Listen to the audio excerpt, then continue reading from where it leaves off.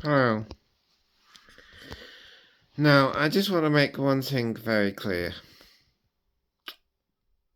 Since 2024, the Jehovah's Witness organization has let families, friends talk to disfellowship people. Yes, it is only to go invite them back to meetings and that. Yes, it's a constant matter. And yes, you can say a brief hello. But this highlights something that what was that the shunning policy hid from ex-members before. See, what they before 2024, the strict policy, what it did is that it made it impossible for ex-members to know whether their family inside loved them or not. So they could then craft the message that they were like waiting for them back inside. But with the 2024 update, it shows that sometimes a family inside has moved on, doesn't want to be bothered with them, with the ex-members. So if you have someone inside, right, and it's now like 2026, and if they've not reached out since 2024, they don't want you to come back. That's the truth. They just want to like. And if you do go back, they're only going to greet you to be to get street cred with their friends and that in the organisation.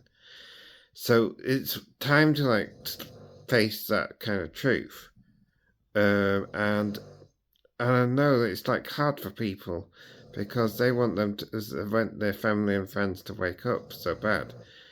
But if they don't have the love for their family, they don't have something else other than status within the organization that keeps them motivated, then you can't keep waiting and hoping for them to wake up because they might never do that. You have to live your own life, and you have to accomplish your goals, and you have to not make them beholden on what your family are going to do. So just wake up. You need to focus on your own priorities. And yeah, if they're not going to wake up, the people that are inside, then that's just something that you have to accept. And not in a negative way, just an accept in a way that you have to prioritize doing what's right for your own life and making your own life a success and keeping out people that don't love you at all. It's better to be alone and better to be free to pursue your own objectives than it is to be trying to impress people that don't love you at all. But anyway, that's just my thought for this today. And I know that there's been a more recent update, but yeah, I just think sometimes people hasn't done really understood the true import of the 2024 update and what it means when they don't get any response.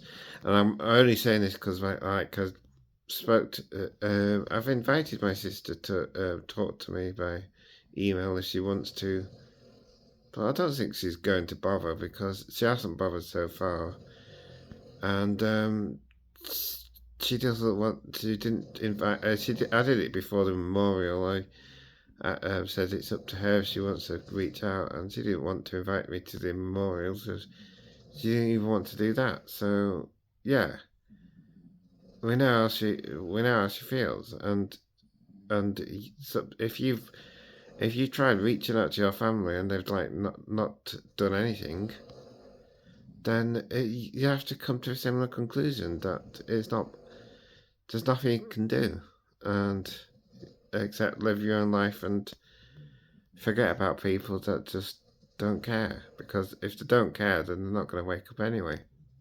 Because they need something to anchor them that is important enough for them to wake up. Maybe they will do one day. Maybe sometime someday my sister will see someone leave that she actually does care about. Not me, but someone else. Maybe she does care about. Maybe then she'll think, oh, yeah, maybe my brother did have a point. But I can't control that, and that could just happen anytime. But probably won't be anytime soon.